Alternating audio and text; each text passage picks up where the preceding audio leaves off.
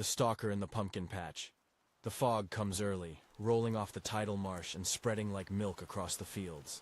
By late afternoon it has settled into the low places, the furrows and the ditches. And now, twilight. It clings to the pumpkins, the way September clings to a coastal town that lives for October. Emily Carter tightens the scarf at her throat and checks the lantern batteries with the practiced touch of someone who has made checklists into a lifestyle. Lanterns charged. First aid kit stocked. Drone batteries 2 at 80%, 1 at a shaky 40. Her phone shows 1 bar of service, blinking between SOS and nothing. Typical for this corner of Salem, out near the pumpkin places where GPS gets superstitious and old fences remember things they should have forgotten. The O'Connor family pumpkin patch looks exactly the way a memory would design it. A candy corn horizon of orange globes, a windless sky strung with bare bulbs, a barn painted red enough to be a postcard. The main paths are crushed straw. There's a hay bale pyramid where toddlers climb and topple squealing. A scarecrow raises a burlap head toward the road like a man about to ask for a cigarette. "You good on the maze side?" Mia calls, shouldering a coil of rope light like a bandolier. 16, bone thin, a lip ring she twirls when she's bored. Her jacket is patched with old Salem patches. Witches on broomsticks, all kitsch no hex. "Fine here," Emily says. "You and Jake take the West Rows before you clock out. People keep cutting across and getting stuck in the irrigation trench." Mia makes a face. People are dumb. She gestures toward a couple in matching sweaters taking selfies on top of a hay bale marked, "Please don't climb." Think we could install an intelligence test by the ticket booth? Answer 3 questions to enter. "We'd lose half our customers," Emily says, and Mia grins, salutes, and vanishes toward the maze lights. This was supposed to be simple. A season away from the city. Away from the endless meeting grids and the gentle backstabbing where every compliment arrived wrapped around a blade. A job that was mostly lanterns and radios and knowing how to coax lost tourists out of corn at dusk. The O'Connors had hired her over the phone the same day she'd clicked submit on her resignation. "You sound like a person who knows how to keep things humming," Mrs. O'Connor had said. "We could use humming." Now Emily squats to reset a plastic sign toppled by wind or a bored teenager. "Stay on marked trails." Beyond the sign, the unpicked rows are a wilderness of vines, thick green ropes, and leaves the size of dinner plates. She has never stopped being surprised by the weight of the fruit. You imagine pumpkins as hollow jokes. Then you try to move one and it makes you respect the earth. Her radio crackles, Jake's voice toying with seriousness. "Security to East Lot, copy? We've got a minor sugar earthquake." "Define sugar earthquake," Emily says. "Kid puked near the cider stand," he says. "Radius 2 feet, no casualties, cleanup needed." She laughs in spite of herself. "On my way." She starts toward the food stalls and stops. There's a flash of movement at the edge of vision, like someone traveling through fog parallel to her. Not on the straw path. Out in the rows where the vines knit ankles and the ground dips. Where the irrigation pipes glint like bones. A figure. Cloaked. The word is silly and yet it fits. Cloaked. Because what else do you call fabric that black and smooth? A length of it falling to the knees, the hood drawn low. "Hey!" she calls without thinking. "You're not allowed off the marked." The figure doesn't look up, doesn't startle, the way humans startle when a voice hits them from the fog. It moves in a direct line across rows, not stepping high to avoid vines, not taking the sensible route through gaps. The cloak, a coat probably, doesn't snag the way coats snag. The figure's right arm rises and falls with a steady mechanical punctuation. As if cutting, Emily realizes 2 things at once. The first is that her flashlight's beam barely dents the wet air. The second is that she has never, even as a kid, liked the idea of someone who moves without acknowledging you. That old primal rule, if it doesn't flinch, your brain does. She raises the radio. "Mia, you see someone in a long black coat near the east rows? Off the trail? Static." Then Mia, negative. "I'm closing the maze path lights. You want me to swing over? Finish your section. I'll check it out."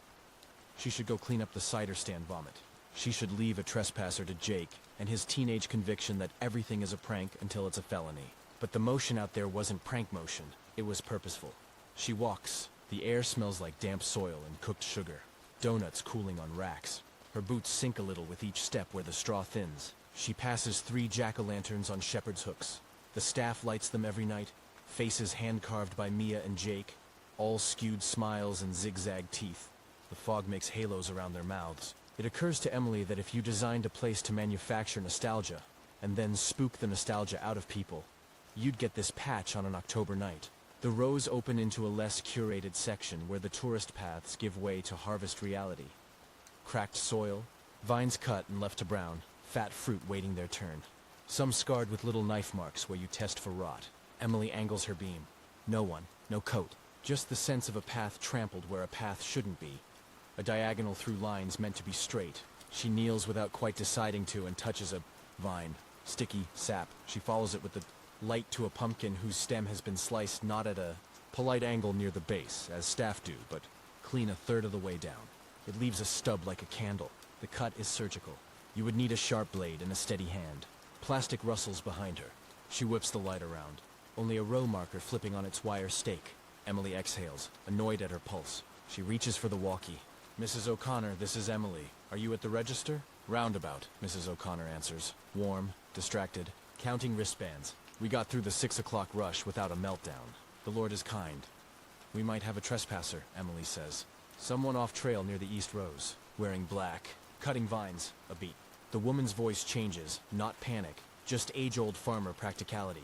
You be careful, Em. Folks get ideas this time of year. I'll send Patrick to meet you by the irrigation spigot. Copy.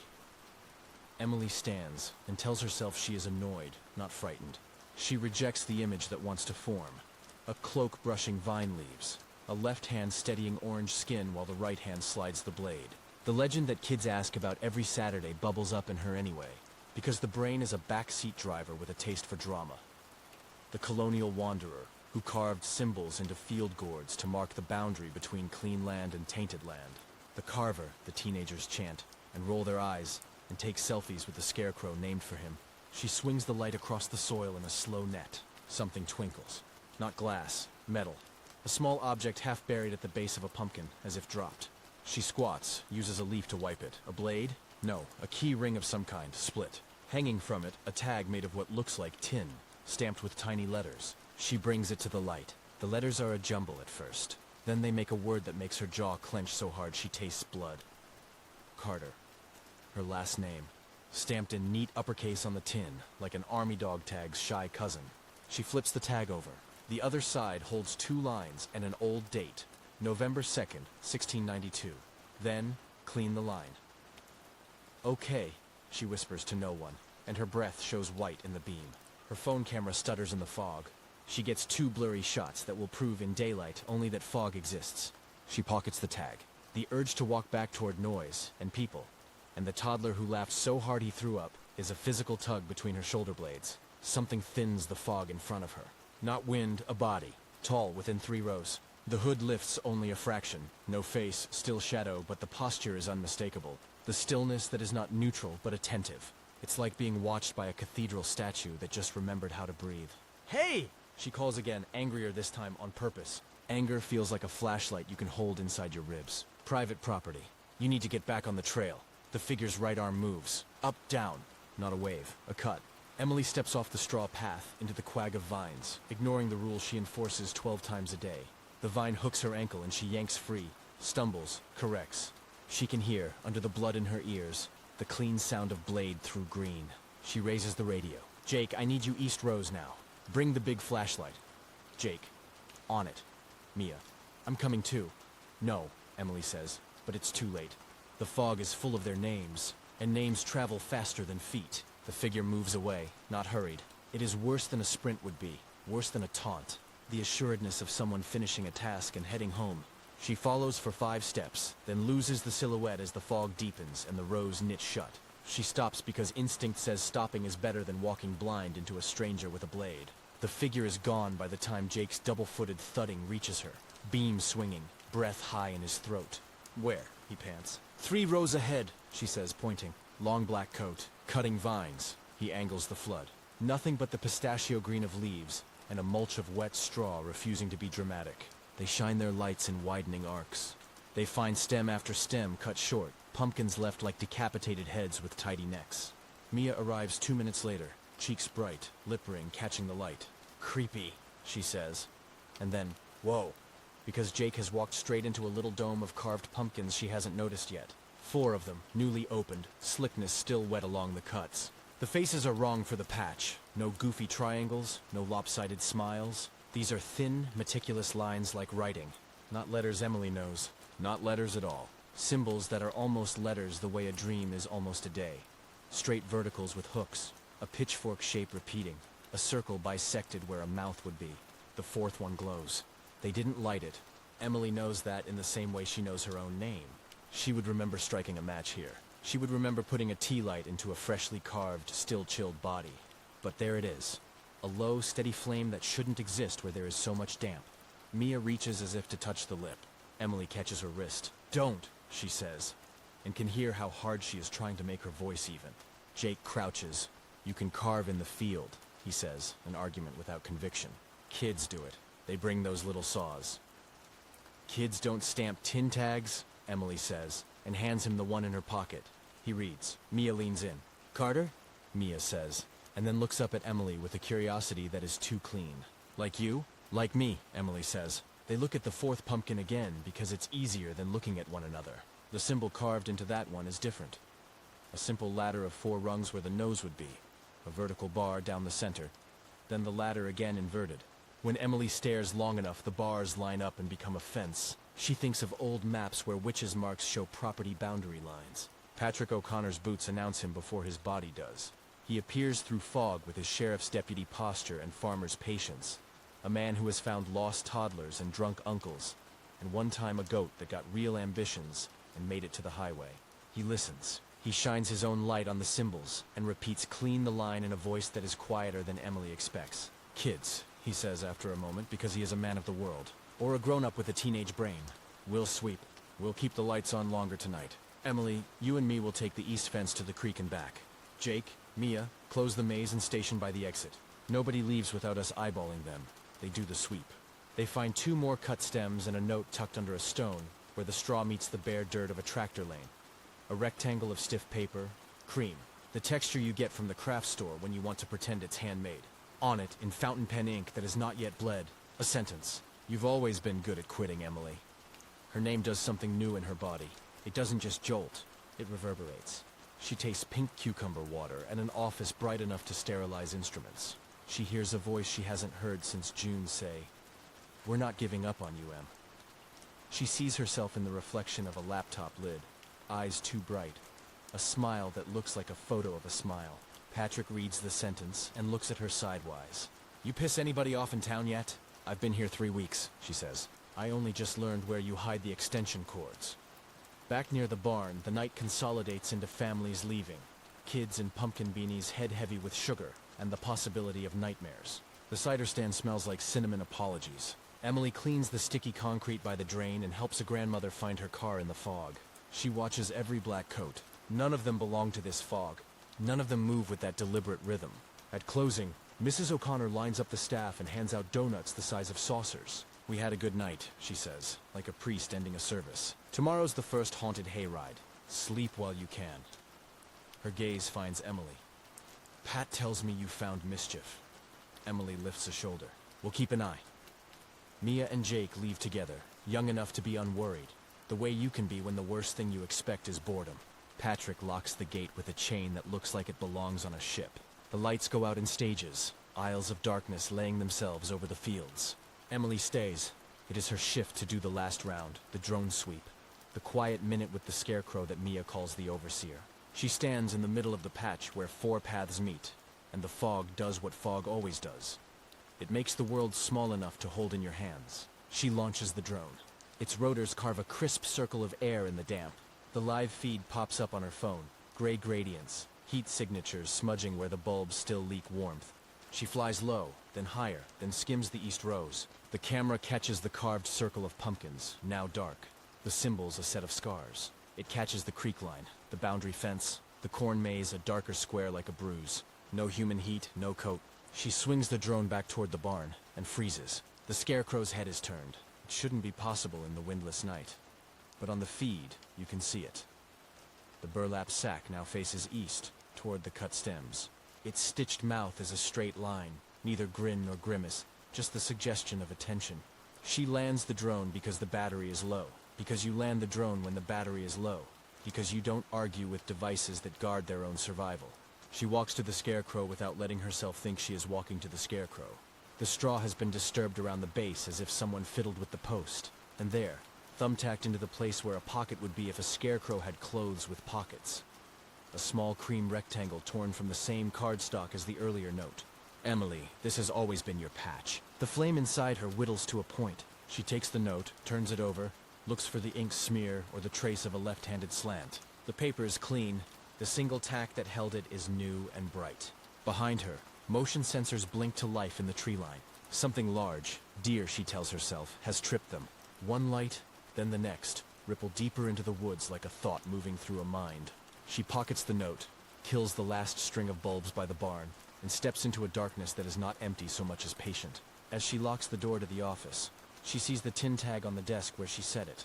The name Carter, catching a slice of moonlight. She tells herself she is going back to the rented room over the bakery where the walls smell like cinnamon, and that sleep is a place you can walk to if you keep your head down.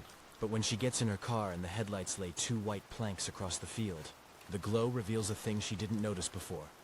A line of jack-o'-lanterns, unlit, placed at intervals along the unmarked path that cuts east, each carved with the same ladder symbol, each facing her, waiting. And on the first one, the left corner of the mouth shows an extra notch, a tiny, unmistakable initial, scraped shallow but sure. Morning peels the fog back like old tape. It leaves behind dark ovals where pumpkins pressed damp into straw, and a grid of boot prints that look like a language you could almost read if you squinted. Emily stands at the east fence with a travel mug cooling in her hand, and tries to decide whether daylight makes last night smaller or simply easier to carry. Patrick walks the fence line with her, a length of orange baling twine looped around his wrist, tying and retying it as if hands want a problem they can solve. Coyotes in the trees, he says, eyeing the soft dirt beyond the wire. Deer track there. Human in the rows. He points at a heel and toe pair, sunk clean where the soil is soft. Not work boots, not sneakers. The tread is faint and tight. The way leather makes a suggestion instead of an imprint. Do you want me to call Sheriff Holt? He asks, not eager, not reluctant. Just weighing. Tell him what? Emily says. A guy with a blade carved art in gourds and knows my last name? Patrick's mouth stubborns. We've called for less. We've called for kids drinking in the maze and a couple arguing so loud they scared the goats. We can call for a man with a knife. She nods because he's right, and because there is a new honesty in her chest that refuses to pretend rules are bigger than danger. Call, she says, please. By 10, the patch is warming into its daytime version. Harmless and busy. A place where families practice the choreographies of picking and paying and pretending October is a personality. Mia and Jake run extension cords and test the hayride speaker. Mrs. O'Connor arranges a row of gourds so symmetrical it looks like a hymn. When the sheriff's truck pulls in, the patch pauses around it, then resumes. Relief at the sight of authority, the way you feel when a teacher walks into a noisy room. Holt is compact and sun-browned and wearing the kind of quiet that looks like kindness until it doesn't. He listens without interrupting while Emily tells the story from the first sighting to the last note. He asks to see the tin tag and the cream cardstock. He turns both with gloved fingers and sniffs the paper like it might tell him where it learned to be paper. Custom stamp, he says, tapping the tag. Could be made anywhere. Etsy for all I know. A corner of his mouth lifts but doesn't quite become a smile. Ink's fresh. Fountain pen? Sure, but that's a show. Most folks who write like this want to be seen while pretending they don't. Patrick leads him to the carved pumpkins. Under sun, the lines are less ominous and more obsessive. Exact knives finding exact paths. Holt squats, shades his eyes, studies. Seen these before? Not this exact, Patrick says. Every year we get our share of pentagrams and initials. Teens doing homework with blades. This, he gestures, feels like it wants a reaction. Everything does, Holt says. He stands. We'll put a unit up the road tonight. Watch the tree line. For now, more lights, more eyes, less romance. Less romance? Mia repeats. Because 16 means you test phrases the way you test fences. The story, Holt says mildly. Don't feed it for free. Emily thinks of the scarecrow's head turned to the east. She thinks of the line of unlit pumpkins, each with a little ladder in the mouth, all facing the path like parishioners. We're doing a hayride at 8, she says. We light the field perimeter at 7:30. We'll keep the east side brighter. Good, Holt says. He hands the tag and the notes back to her. And Miss Carter, if you get so much as a text from an ex-boyfriend who likes crafty scrapbooks, you call me. She almost laughs. She doesn't. Copy that. The day performs its duties. Emily gives tour after tour, the way she learned to give updates in meetings. Clear, paced, a little humor spliced between facts so people feel led instead of herded. She talks about heirloom seeds and the way a vine chooses a direction with the confidence of a commuter. She tells the sanitized version of the legend because parents ask. A colonial boundary walker who carved marks in gourds to say, here, not there. She leaves out the dirtier stories tourists whisper to one another. The ones about children born wrong and lines drawn around them to keep good land from catching whatever wrong is. Between tours, she checks feeders and trash and the east fence. So often she feels like a needle whirring a groove into vinyl. Nothing new appears because everything new waits for dark. At 4, a volunteer named Nancy brings a box of donated candles from the church down the road, all mismatched heights. Father Brannigan says to keep the little ones away from the big ones, she says confidentially. People get enthusiastic. Emily is grateful for the smallness of this worry. Enthusiastic candles? A knot she can undo. She packs the box under the counter and writes a label. At 6:30, the sky bruises. Tourists thin. The speaker at the hayride creaks alive with the recorded voice Mia and Jake mixed on a borrowed laptop. A cheerful ghost telling the story of Salem in a version that offends no one. The strip lights along the fence come up one by one, staging the field with a glow like old film stock. Emily checks her drone's batteries. She tucks the tin tag into the pocket of her jacket, like a foolish talisman, and tells herself she is allowed to bring luck to a fight, even if she doesn't believe in luck. 7:20. She walks the east rows with a bucket of tea lights and a lighter. A reasonable person could believe she is doing this because guests love it when the jack-o'-lanterns have real flame. A true person would add, she is drawing the outline of a space and daring someone to color inside it. She finds last night's little circle of carved pumpkins and, against her better judgment, lights one. The symbol flutters, becomes animation. She hears footsteps and turns too quickly. No cloak. Jake, jogging, out of breath like he ran because running feels like contribution. Holt's guy is parked at the pullout, he says. Ranger truck too. Ortiz or Lopez, one of them. Did you text me come east? No, she says. Jake blinks. Okay. I got a text from a number that just says come east to the fence. Thought it was you. Thought maybe, I don't know. Thought maybe you didn't want to radio. Show me. He holds up his phone. Unknown number. The message above a blank history. The text bubble a plain gray that feels intimate because it is not trying to be. No punctuation. The words sit there like commands in a terminal. She doesn't like that someone can reach out of nowhere and pull her co-worker in a direction like it's nothing. Block it, she says. If it's me, I'll radio. He thumbs something perfunctory and pockets the phone like the act itself is a ward. You good out here? He asks, the way the young ask when they are ready to be told they can go back to the part of the night where jokes still work. I'm fine, she says, and watches him retreat toward colored light and the sound of hay bales sliding under denim. At 8, the first hayride rattles out. Mrs. O'Connor stands on the barn ramp like a captain seeing a ship off the dock. Patrick shadows the tractor, flashlight on low. Holt's cruiser idles beyond the gate, lights off, a patient animal in long grass. The woods to the east hold themselves like breath. Emily hears the gust before she feels it, a small weather made by motion. Leaves lift and settle. The sensor lights along the tree line trigger in sequence. One, then the next, like a finger touching piano keys. She thinks deer again, because deer is the innocent narrative, and human brains are generous when it costs them nothing. Her radio cracks. Static, then a whisper that isn't noise. It is a voice tight with the effort of being too quiet. East fence, now, Mia. Not the chirping tone of a teen savoring drama. A field report voice. Say location, Emily says, already moving. The words made automatic by the body taking charge. The old irrigation spigot, by the broken crate. I'm on my way. She jogs the aisle between rows, boots loud, breath louder. The fence makes itself visible in jumps between bulbs. At the spigot, Mia, crouched, one hand splayed on the ground, the other fixed to her lip like she is trying to keep words in with metal. What? Mia points. Emily's eyes follow the finger and the world simplifies. Beyond the fence, in the thin strip of dirt before the trees start, is a circle. Not carved, but cleared. Leaves brushed aside, soil scuffed. In the center, a patch of straw arranged like a nest. On the straw, a square of laminated paper weighted at the corners by clean stones. Emily steps to the fence and sees her own face. Not a current photo. One of those office headshots taken by a freelancer who knows how to make you look like the best version of your job. Emily's hair is longer in the picture. She is wearing the necklace she used to fidget with in meetings. Her eyes are doing that thing her ex said he loved, bright with a joke she hasn't told yet. Across the photo, in fountain pen ink that doesn't smear even under lamination, the ladder symbol is drawn. Twice. One inverted. The bars line up over her mouth. Don't touch, she says to herself, and to Mia, and to whatever part of her wants to vault the fence and take back the image of her face from the dirt. Mia swallows. Who makes a nest for a picture? Someone who likes a ritual more than a result, Emily says, and wonders if she is comforting either of them or just buying time for her brain to catch up. She radios in.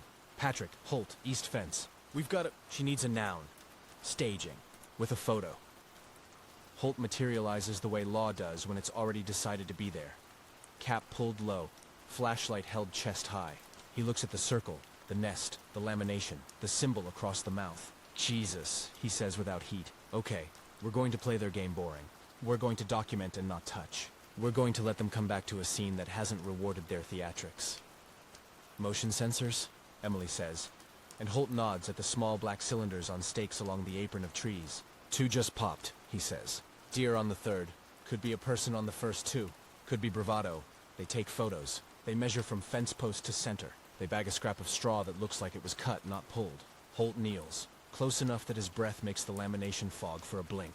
You ever send this headshot to anyone who would print it out and laminate it? He asks, not apologizing for the question because it is the right one. I posted it when I left my job, she says, hating the sentence the same way you hate a bruise when someone presses it. LinkedIn. Goodbye, post. Yeah, Holt says, a syllable heavy with the internet's easy generosity to creeps. Okay. Patrol car's going to sit 20 feet up the road where it can see this just by moving 3 feet. If your guy's got the itch to admire his work, we catch him scratching. They leave the circle intact, a draft of Circles 101 held out for grading. The hayride comes back with cold noses and clap-happy kids. The tractor driver pretends not to notice the cop. The night reasserts itself with donuts, and the smell of cinnamon covers, and the raw hum of electricity and outdoor cords doing their best not to fail in damp. Emily stations herself at the crosspath again, the center of the small world she is tasked to keep humming. She scans faces without being obvious about scanning faces. There is a lot of black fabric on a fall night. There are cloaks, the cosplay kind, hooded sweatshirts with ambitions. None of them move like last night's coat. Near 9, Patrick radios. We're closing the maze in 15. Keep an eye on your east. Copy, Emily says, and points her body that way as if posture could be deterrence. The second hayride bumps into the dark. Jake clambers onto the barn ramp to tell a joke that lands like a pillow, safe and soft. Mia counts wristbands into a cigar box with a rhythm that makes her look like a musician. For 5 minutes, everything is exactly the kind of story you leave with. The one that requires no telling skill to be pleasant. Then the scarecrow moves. It is small, stupidly small, a thing nobody would swear to in court, but it is not wind. The burlap head tips half an inch and cocks, listening. Emily feels the attention like a sound you can't hear, but your bones can. She walks to it because refusing seems worse. Up close, she doesn't look at the head. She looks at the post, at the twine, at the little U-nail hammered in to keep the crossbar from slipping. All where they should be. At the base of the post, a pumpkin sits that was not there an hour ago. Not carved. Smooth, good skin, stem clean. On the skin, a smear like someone's thumb left a line of ink. Not fountain pen black. Grease pencil. The line is short. It ends in a right angle. It is the left half of a letter, maybe. Or the start of a symbol. She turns the pumpkin because the need to know is stronger than the instruction not to touch. On the opposite side, near the base, scratched shallow as if a knife didn't want to commit, E. She is done being used as someone's alphabet lesson. She lifts the pumpkin onto the hay bale beside the scarecrow and says to the field, calm as a church announcement, if you have business with me, come say it in a voice. Mia at the register looks over, alarm and admiration in the same face. Em? I'm fine, Emily says. She is not fine. She is more alive than she remembers being. That's something. That's also a kind of fever. The radio pops again. Holt this time, voice low. Movement at the circle, he says. Right now. Stay where you are. Emily does not stay where she is. She is already walking, then jogging, then running, not on the marked path but through the row, vines snatching, straw forgiving, and then not. Mia says her name in the radio like a seatbelt warning. Patrick says, hold up. None of it fits the urgency that has its own legs. At the fence, the night gathers tight around the clearing. Holt stands at a 45 to the circle, light aimed low. Another beam spears the oaks from the pullout. The nest is there. The lamination is there. The stones are moved. 2 stones are closer to the top edge like hands adjusted a frame. On the lamination, drawn in the same unsmudged ink, a second line crosses the latter at a new angle, turning symbol into sigil, casual into intentional. And under the photo, another tag, tin stamped. Glints with a name she doesn't want to hear, but expects. Emily, not Carter. Not the unkind distance of a last name. Emily, the intimacy of someone calling from the bedroom. The humiliation of somebody who used to hand you a coffee saying your nickname too loud. She tastes metal. Where? She says to Holt, meaning the body that moved these stones, not the concept. East 30 feet, then north, Holt answers, eyes never leaving the dark between trees. We heard a foot scuff. We didn't see shape. Patrol's moving to flank. Do you want me to? No, Holt says. I want you to be the thing they can't have. The game stops when you refuse to play. The woods answer with breath that might be wind, but isn't. The sensors light again in a diagonal. Something aware is out there. Something that knows lights have rules and is letting them be its exclamation marks.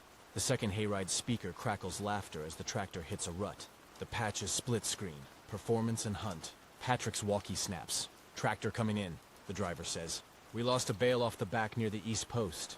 Might be blocking the lane. I'll get it, Patrick says, already moving. I'll help, Emily says, because the idea of standing still while something writes on her face in ink is impossible. They reach the lane by the fence where the tractor will make its slow turn. A bale lies mostly intact, burst twine like seaweed, straw a comet tail behind it. Patrick takes the heavy end. Emily takes the lighter. Between them they heave it clear, breathing in straw and old heat. That's when she hears the slicing again. Clean, even.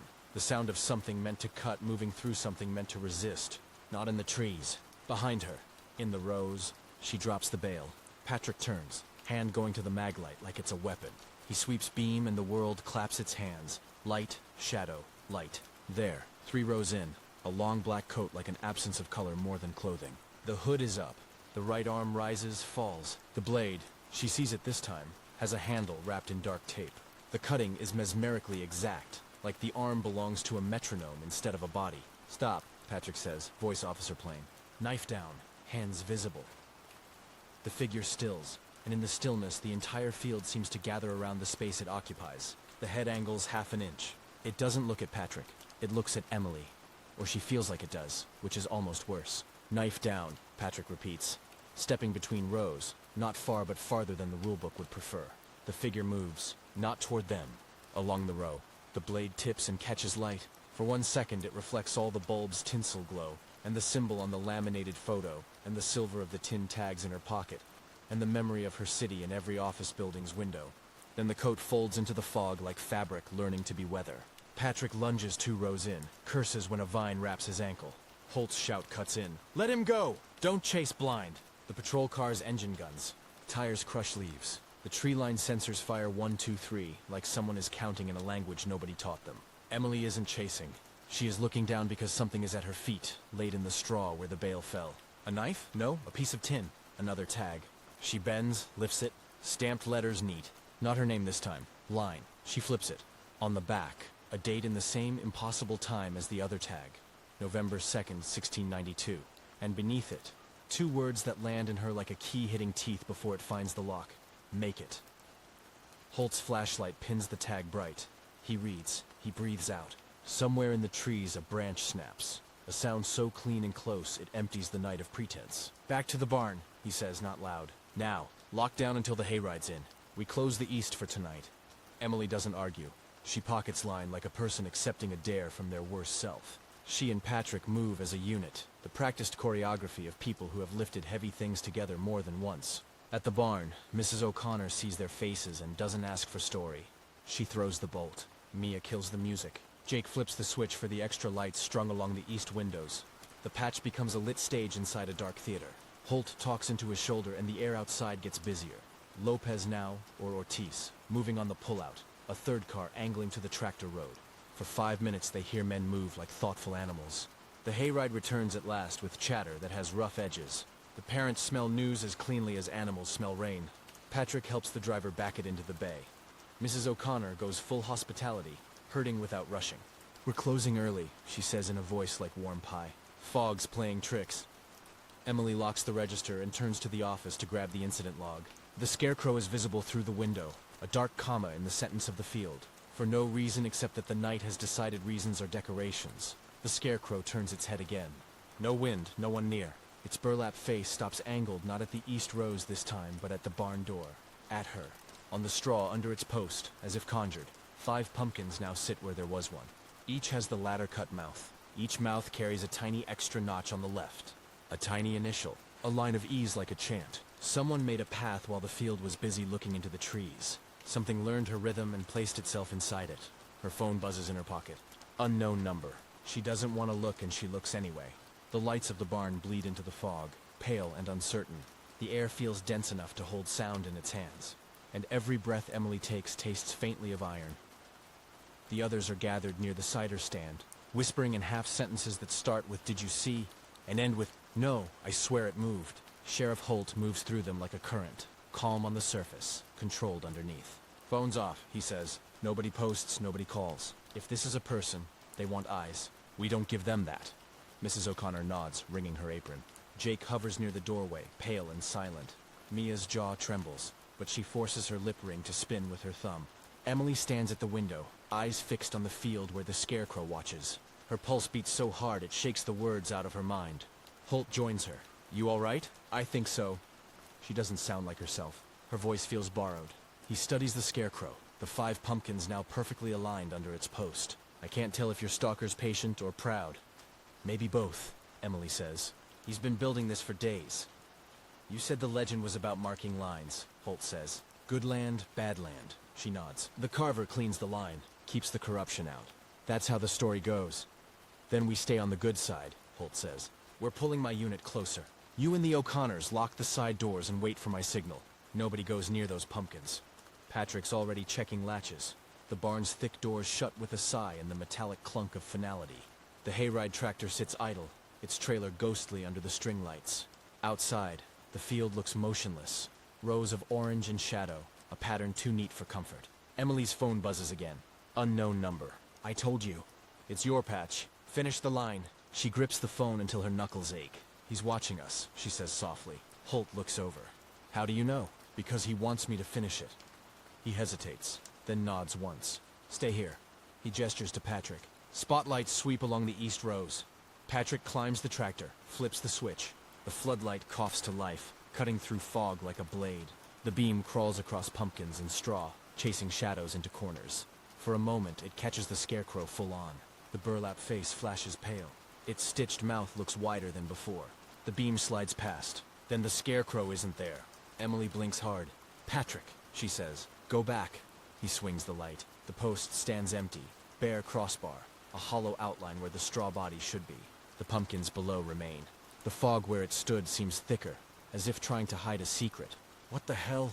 Patrick mutters, hopping off the tractor. "Stay put!" Holt snaps, but Patrick's already wading through the rows. He moves fast, flashlight jittering across vines. Emily's body reacts before her mind does. She's already grabbing another light, heading after him. Holt curses under his breath and follows. They reach the spot together. The post is splintered where the nails used to be. Straw lies scattered like feathers after a kill. Emily sweeps her light left, right, across the rows, then freezes. A trail. Broken stems and footprints leading east toward the woods. Each print crisp, deliberate. Between them, small symbols carved into the soil with the same ladder and hook pattern, like breadcrumbs for the blind. Patrick's light catches something ahead, a dark shape half hidden by vines. For one dizzy second, Emily thinks it's the scarecrow lying face down. Then it moves. "Patrick, back!" Holt shouts, but the figure is already rising, slow, joint by joint, until it stands taller than Patrick, cloak wet with dew. The hood lifts enough to show a jawline pale and human. The knife glints in its hand. Patrick raises his beam like a shield. "Put it down!" His voice shakes. "Now!" The carver tilts its head, that same quiet gesture of attention. Then it drops the knife into the soil with a soft thud. No one moves. The figure reaches up, grasping the edge of the hood, and pulls it back. Emily's stomach hollows. The face underneath is ordinary. Pale eyes, gaunt cheeks, streaks of dirt. A man in his 50s maybe. But his mouth is stitched. Black thread crosses his lips, not crudely but neatly, each knot tight and clean. Holt's breath catches. Jesus Christ. The man raises a hand. His fingers tremble and he points at Emily. "Why me?" she whispers. He touches his chest, then the ground between them, drawing a short line in the dirt. Then another, connecting them into the ladder symbol. He opens his mouth against the stitches, blood threading down his chin. A sound squeezes out, half hum, half plea. Patrick steps forward instinctively. "Sir," the man jerks. His body spasms once, hard enough to bow his back. His hand slams the ground, pressing the last symbol deep. The floodlight flickers, once, twice, then dies. Darkness folds in. "Patrick!" Holt's voice echoes. "Get back to the barn!" The radio erupts in static. Emily's flashlight dances across fog. The man's gone. The knife's gone. Only the final mark in the dirt remains, burned black now, as if the soil itself had been cauterized. Where is he? Patrick gasps, no answer. The fog has swallowed sound whole. They backtrack toward the barn, every sense straining. The rows seem longer now, endless tunnels of shapes with watching eyes. Somewhere, behind them, straw rustles, the soft, unmistakable rhythm of steps that match theirs. When they burst through the gate, Mrs. O'Connor slams it shut behind them. Holt throws the bolt. "Everyone inside!" he orders. "Now!" They pile into the barn's main room. The smell of hay and metal feels suddenly wrong. Too close. Holt signals for quiet. The only sound is breathing, and a faint creak from the rafters. Emily tilts her flashlight upward. The scarecrow hangs from the beam. Its burlap face stares down, black thread lips curved into a cruel, uneven smile. Straw drips slowly from one arm, dusting the hay below. Around its neck, nailed through the fabric, is another tin tag. She steps closer despite Holt's warning. The tag reads simply, "Carter line cleaned." And below it, scratched shallow into the wood, November 2nd, tomorrow. Patrick swears under his breath.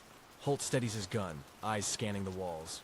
"It's a message," he mutters. "Or a countdown." Emily feels cold crawl up her arms. He's not finished. A sudden noise from the door, the padlock snapping. The chain clatters to the ground. The heavy door creaks open an inch, then stops. Wind moves through the gap, carrying something sweet and sharp. The smell of pumpkin flesh and candle smoke. Emily steps forward, drawn by it. Beyond the door, in the open field, hundreds of small lights are burning. Every row is lined with jack-o'-lanterns, new ones, freshly carved. Their faces flicker with identical ladder symbols. The entire patch glows with a sick orange pulse, like the earth has caught fire under glass. Mia gasps. He lit them all. Holt moves to the threshold, weapon ready. "Stay back," but Emily isn't listening. The air outside vibrates softly, the way power lines hum before a storm. She feels it inside her teeth, a frequency that tastes of metal and memory. And then she sees movement. Shadows among the lights, too many to count. Shapes in black coats, each holding a knife, each walking the rows with mechanical precision. Cutting vines, cleaning lines. Patrick stumbles back. There's more than one. The lights flicker, surge brighter. Emily grips the doorframe. "They're not here for us," she says, realizing even as she speaks. "They're finishing something." Holt's radio crackles with static and a single phrase, distorted but clear enough. Line complete. The jack-o'-lantern's flames flare blue, then vanish all at once. Darkness slams down. For a moment the world holds its breath. Then from deep in the field comes a sound like air being sucked out of the soil. A long, hollow exhale. The fog thickens again, flooding back in waves, and the ground trembles underfoot. "Back inside!" Holt yells, but the words drown in the rumble. The barn shakes. A lantern topples and shatters, light splintering across hay. Emily stares into the fog through the open door. The last thing she sees before the night swallows it all is a single pumpkin still glowing faintly. Its carved mouth stretched wide. Inside it, instead of a candle, something moves. Slow, pulsing, almost alive. Then the glow goes out. The morning after, Salem wakes to headlines about a fire at the O'Connor pumpkin patch. No one died. The barn stood, though half the field turned to ash. Sheriff Holt calls it an accident. Electrical maybe, or kids with fireworks. The paper doesn't print the photo of the 5 pumpkins left perfectly unburned in the center of the field. Each bears a letter, E-M-I-L-Y. Emily packs her things before sunrise. Her jacket still smells faintly of smoke and soil. On the passenger seat of her car lies the last tin tag she found, the one that said line. She should throw it out the window. She doesn't. She drives until the patch disappears in the rear view, until the fog thins into daylight. At a red light outside town, her phone vibrates. No number, just a message. The line is clean, for now. She deletes it, but the screen stays lit for a full second longer than it should. A faint reflection stares back at her, her own face, eyes bright with something she doesn't want to name. Behind her, somewhere beyond the hills, the harvest wind carries the faint smell of carved pumpkin and smoke. And in the silence between breaths, a low voice, hers or someone else's, whispers, "Finish the line. Are you ready to stop quitting?" The cabin trap in the Adirondacks. By the time Sarah Nguyen hits the last stretch of 2-lane road, the sky has the tarnished look of a nickel left in rain. The Adirondacks rear up as a wall of black trees and wet stone, the kind of landscape that makes your phone feel like a toy. Her Hyundai's wipers whisk in short, anxious strokes. On the passenger seat, a tote with her sketchbook, a thermos gone lukewarm, and a printed house manual she skimmed on the bridge in Albany. Home swap, she reminds herself. Not Airbnb. Mutual trust. Brooklyn for mountains. One weekend to be a person who hikes at dawn and sketches moss. The app photos had shown the cabin at golden hour. Cedar siding, clean lines. A deck facing a lake that looked poured from slate. Hosts named Ethan and Clara. Their profile cheerful in a way that made you suspect the cheer was considered. Her last text to them was at the gas station 50 miles back. 30 minutes out. It shows delivered, not read. Fine. People have lives. Not everything is about service. The turnoff appears like it grew in front of her. Unmarked gravel veering left under a throat of evergreens. She signals out of habit to nobody and crawls up the drive. The cabin, when it reveals itself, is exactly the photo plus weather. A low rectangle of wood and glass. The lake a darker mirror beyond it. The mountains thrown up behind like a hand ready to catch whatever falls. There's a motion-activated light over the door. It flicks on as she pulls in, rain moving through its cone like static. Her stomach unknots. She didn't realize how long she'd been braced. She kills the engine, listens to the heavy patter on the roof, then reaches for the tote. When she opens the door, the cold climbs inside her coat like it means to nest. The front step is slick. She puts the key from the lockbox into the smart deadbolt, sleek, brushed metal, brand she recognizes from clients. Waits for the soft servo whine and nudges the door with her shoulder. It swings inward onto warmth and light. The thermostat glows 7 in tasteful sans serif. The living room is all pale wood and dark furniture with the assurance of a magazine spread. The soundproofing is good. The rain becomes an idea instead of a noise. Floor-to-ceiling windows make her feel like she's entering a photograph. Okay, she says to the air, a spell. We did it. Her second impression, sliding inside and towing off her wet sneakers, is the smell. Not must, the opposite. Clean, citrus and cedar with a hospital's confidence. She sets her tote on the bench and only then sees the boots by the door. Men's, size 11 or 12. Dark rubber, toes muddied, water drying in crescents on the mat. She tells her heart that people leave boots by doors in cabins. She tells herself that Ethan and Clara could have a cleaner who forgot shoes, or a cousin, or anyone whose existence is unsuspicious. It is sensible, until it isn't. Hello, she calls, stepping deeper. Hi. Sarah? Brooklyn Swap? Her voice returns from the far windows like it went outside to check the lake and came back colder. She walks through the first floor with the house manual open like a passport. Living room. Kitchen with induction stove and a bowl of green apples that looks selected. Minimalist bedroom off the hall with a bed that floats an inch off the floor on hidden feet. No people. No note. No other shoes. Her phone buzzes. A new notification blooms from an app she didn't install. Home Core. The banner is not dramatic. It looks like a calendar reminder. Basement access detected. She blinks, half laughs at the civilized phrasing. Then the laugh shrinks. She brings the phone close, as if proximity changes truth. The notification expands. Sensor. Basement door opened. 5 minutes ago. She looks toward the hall she hasn't walked yet. Past the kitchen, around a corner, a steel door sits flush with the wall like someone hid it on purpose, and then framed the hiding as art. Its handle is matte black. A keypad waits beside it, asleep. Okay, she says again, a different spell. The house manual mentions a basement only to say, basement is owner storage, no guest access. The tone had been breezy. Skis, supplies, emergency generator. She flips the manual pages with a thumbnail, knowing panic likes ritual. No other mention. The smart hub on the credenza wakes itself. A black disc with a halo of LEDs. Its voice is genderless and almost kind. Welcome, Clara, it says. Not Clara, Sarah answers, because it seems rude not to, and because the voice makes the emptiness feel peopled. Guest. A pause long enough to be theatrical. Welcome, guest. The halo flickers different colors. A panel blooms on the wall TV. A dashboard with labeled zones. Living, kitchen, bed, basement. Motion, green in living. Motion, green in kitchen. Motion, yellow in basement.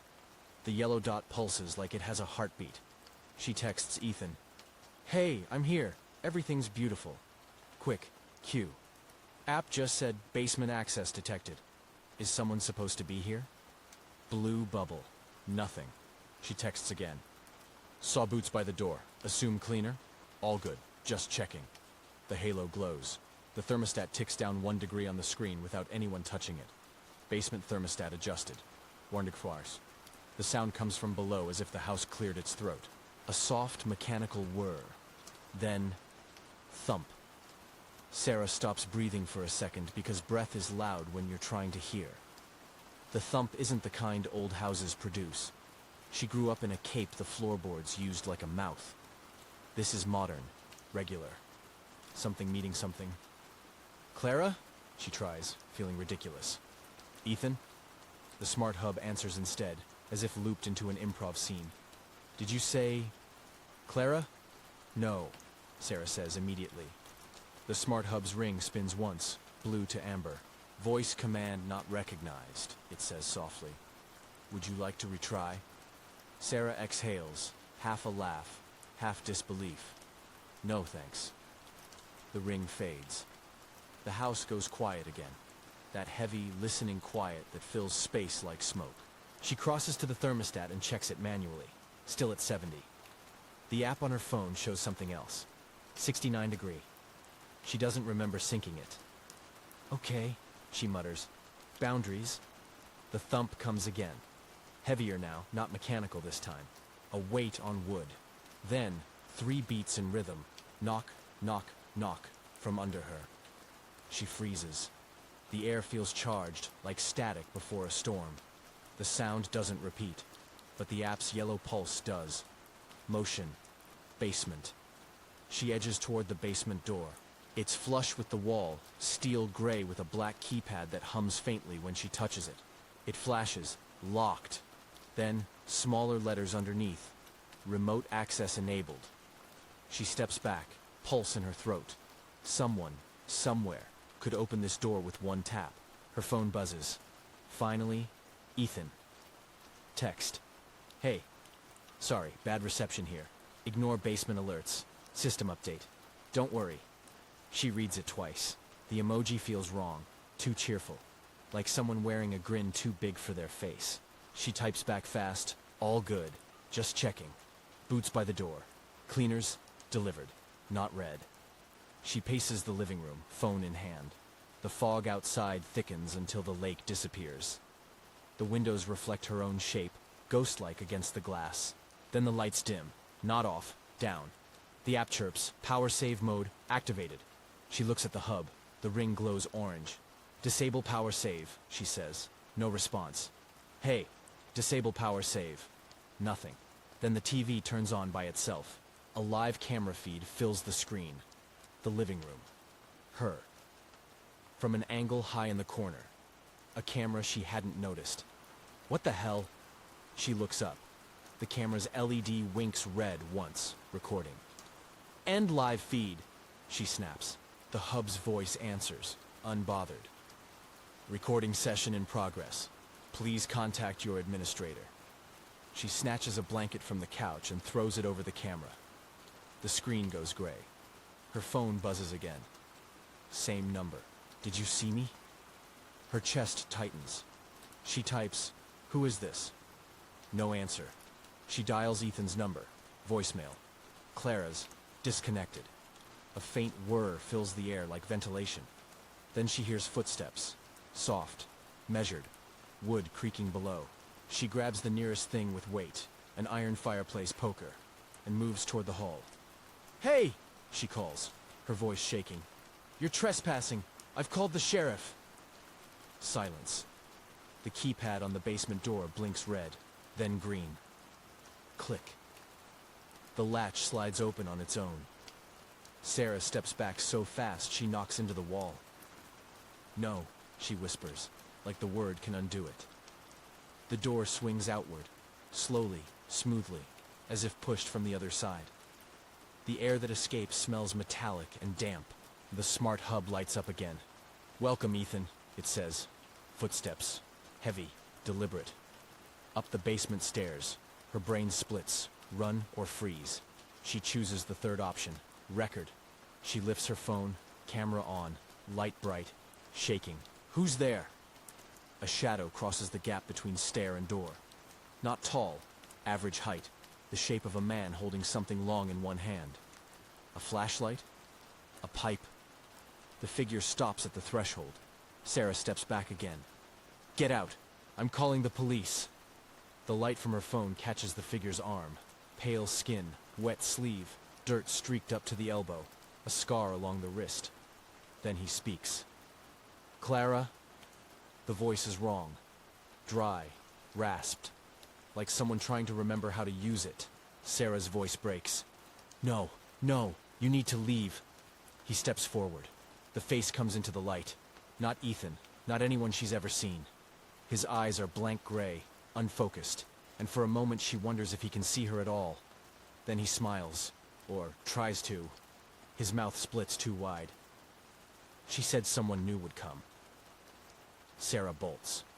She sprints to the front door, hitting the unlock on her phone app. Nothing. The display reads, "Remote lock engaged." She yanks the handle. Solid. Sealed. Behind her, footsteps cross the living room. Calm. Slow. "Who are you?" she cries, voice breaking. He doesn't answer. He sets something on the floor, a tablet or old monitor, its screen flickering with grainy video. On it, she sees herself, sleeping. Same cabin, same couch, same blanket from 10 minutes ago. But the video isn't from tonight. She's never slept here. The timestamp says OCT 14, 2023, 2:37 a.m., a full year ago. Sarah stares, her heartbeat roaring in her ears. He whispers, "You're late." She flings the poker, hitting the screen. It shatters in a spiderweb of light. She runs for the bedroom, slamming the door, shoving a chair under the handle. The hub's voice follows her through the walls. Guest override detected. Recording continues. She dials 911. The call connects. Static. Then a voice. Not dispatch. Familiar. Calm. "Stay out of the lower level." It's Ethan's voice. She stares at the phone. "Ethan, what is happening? Who is that in your house?" The silence stretches. Then, faintly, "He's not supposed to be awake yet." The call cuts. Something hits the door from outside. Once, then twice. Sarah backs toward the window. The glass reflects her own pale face in the dark hall behind it. The handle jiggles. The voice beyond the door murmurs, "Clara left the lights on again." The hub chimes gently. Basement access, closed. Living area, occupied. Guest recording, active. Sarah climbs onto the dresser, yanks at the window latch, forces it open. Cold air rushes in. She squeezes through the gap, scraping her shoulder, landing hard on the wet grass outside. The cabin stands behind her, silent again. Every window black. Only the hub's faint amber glow through the glass, pulsing, steady, like a heartbeat. She runs to the car, soaked to the knees, fumbling the keys. The dashboard lights blink once, then go dark. Her phone vibrates. A new message from the same number. "Stay. She's almost done cleaning." The fog from the lake curls up around the car like smoke. Somewhere inside the cabin, a light turns on. Upstairs. Then another. Basement. Then the sound of the door closing, slow and final. The car refuses to start. The key fob clicks uselessly, dash lights blinking once before dying completely. Sarah's breath clouds the windshield, her heart hammering loud enough to feel in her fingertips. She whispers, "Come on, come on." But the ignition doesn't even cough. A faint hum rises from beneath the hood. Not the engine. Something smaller, steady, electrical. Her headlights flash once on their own and go dark again. Then her phone lights up. Home core system, remote override enabled, vehicle safety lock engaged. "No," she says, her voice cracking. "No, you can't." The car doors click, locking automatically. Her pulse spikes. She slams the unlock button, but the locks stay down. The phone buzzes again. "Would you like to remain inside for your safety?" Yes to know. She stares at the screen until it times out. In the rearview mirror, the cabin looms behind her, its windows black except for one soft glow from upstairs. The fog curls like a living thing, sliding across the gravel, pooling near the tires. She forces the door handle. It doesn't budge. Her breath turns the air white. Then, ping. A sound from her phone. New video notification. Motion detected, basement. The clip auto-opens. For a moment, only static. Then an image resolves. The basement corridor. Gray light from a camera's night vision. At the far end, something moves. A figure standing against the wall, swaying slightly. The image jerks closer, as if zooming by itself. The figure turns. Sarah's own face stares back at her. She gasps, drops the phone. It lands face up on the seat, the video still running. Her duplicate, same jacket, same trembling, moves toward the camera. The feed distorts, glitches, then freezes on her face mid-breath, eyes wide. The app flickers. Text overlays the frozen frame. Guest profile confirmed. Reset complete. A sound from outside snaps her focus. Gravel crunching. Someone's walking toward the car. She grabs the poker she'd carried from the fireplace and grips it tight. A shape emerges through the fog. Tall, shoulders stooped, moving slowly but deliberately. The same gray coat, the same scar along the wrist. The man from the basement. He's holding something in his left hand. A tablet, screen glowing faint green. "Stay away!" she shouts. He stops a few feet from the hood, lifts the tablet, and turns it toward her. It's displaying her, inside the car. Live feed, perfectly synced. "Don't you come closer!" He doesn't. He just tilts his head like an obedient dog and lowers the tablet. His lips move, almost soundless, as though repeating words drilled into memory. Then he says, "She said you'd take my place." Sarah slams her elbow against the window. Once, twice. Glass cracks, but doesn't give.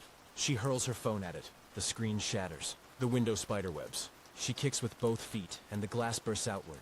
She tumbles into the wet gravel, gasping, knees and palms bleeding. When she looks up, the man is gone. Only fog, only the faint hiss of rain. She crawls to her feet and bolts for the tree line. Branches whip her arms as she pushes through underbrush, not caring where the path leads as long as it leads away. She runs until the cold burns her lungs, until she can't hear her pulse over the wind. When she finally stops, she's on a narrow trail overlooking the lake. The cabin's reflection wavers below. One light burning in the top window.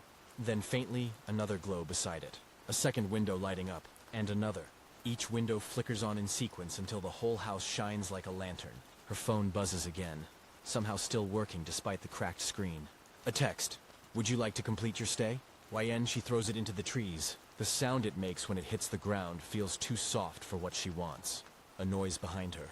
She whirls, swinging the poker. Nothing. Only the sound of the lake lapping. Then, across the water, a voice, faint but amplified by still air. "Sarah!" She freezes. The voice is familiar. Her own. "Sarah, it's fine now," the voice says. He's gone. It's coming from the cabin's open window. She takes one step forward, then another. The reflection on the water shows her silhouette moving, and another shadow behind it. On the window. The voice continues, softer, coaxing. "Come back inside. You left the door open." Lightning flashes, brief and white. For that split second, she sees her own face in the window. Smiling, calm, watching her. She runs, down the slope through mud and roots, until her lungs claw at her ribs. The trees blur. Her legs go numb. She trips on a rock and hits the ground hard, cheek to dirt. When she lifts her head, she's lying on a gravel road. Headlights sweep across her, blue-white police floodlights. "Ma'am!" A voice calls. "Are you hurt?" A sheriff's deputy runs to her, radio crackling. She tries to answer, but her throat closes. He helps her to her feet, scanning her for injuries. Where am I?" She croaks. "You're about half a mile from the lake cabins," he says. "We got a call about a security alarm trip." "You staying up there?" She shakes her head hard. No, I'm leaving." The deputy frowns. "Well, whoever's place that is, it's dark now. Looks locked up tight." Sarah turns toward the tree line. Through gaps in the branches, the cabin is visible again. Dark, silent, ordinary. No lights, no hum. "Can we go check?" the deputy asks. She doesn't answer. He leads her to his cruiser, wraps a blanket over her shoulders. "You okay to talk on the drive?" She nods, staring out the window as the car starts up. The road curves around the lake, giving her one last view of the house. A single upstairs light flickers on again, then another, below it. In the brief reflection on the cruiser's windshield, Sarah thinks she sees someone standing in the window. Small, still, holding a phone that glows blue. The deputy doesn't notice. He's talking into his radio. "Yeah, false alarm. Probably a glitch. Cabin swapper said the system's been acting up." Sarah closes her eyes. Her heartbeat finally slows, but her hands won't stop shaking. When she opens them again, she notices something resting in her lap. Something that wasn't there before. A key, silver, modern, stamped on one side, Home Core Access, and on the tag attached, Sarah, confirmed owner. She whispers, "No," and drops it like it's burning. The deputy glances over. "Everything all right, miss?" She nods automatically. "Yeah, just tired." The cruiser's radio crackles once more. Faint under static, a voice speaks, soft, familiar. "Welcome back, Sarah. System reboot complete." The headlights wash over the fog, carving tunnels through white. Behind them, far down the road, the cabin lights blink once. on, off, like a farewell or a reset. And somewhere in the mountains, in a basement with no stairs, a new camera blinks to life, recording the empty space where she used to be. File saved. Guest Jo 2 Seranguyan active.